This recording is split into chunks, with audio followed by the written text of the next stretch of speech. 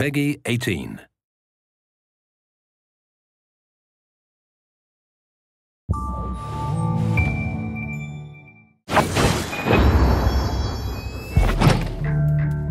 So in addition to the story campaign, which is represented by Prologue, we have 4 additional game modes which make up what we call Deniable Ops. Those 4 modes are Hunter, Infiltration, Last Stand, and Face Off.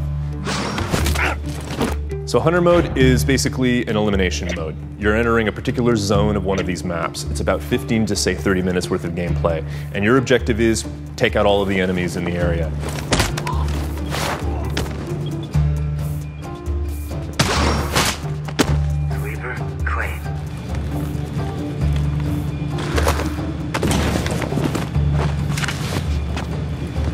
If you slip up or if you get a little too noisy, maybe you're not as stealthy as you need to be, of course reinforcements will show up and that makes things a lot more difficult. Target spot! We also want to make sure that players have a chance to pit those skills against one another.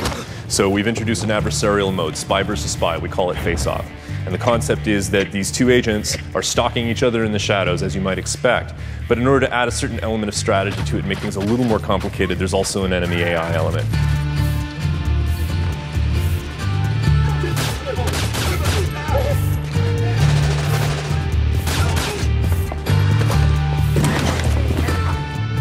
Last Stand is really something new for the Splinter Cell world. It's basically a survival mode. Our agent or agents are tasked with protecting an object of some value. In this case, it's an EMP warhead that's destructible.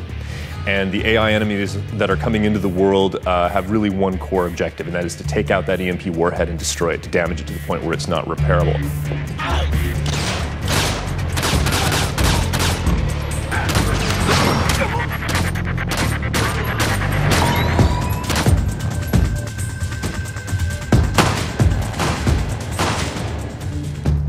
Infiltration, I like to think of as our gift to the loyal Splinter Cell players, the people who've been with the franchise from the very start.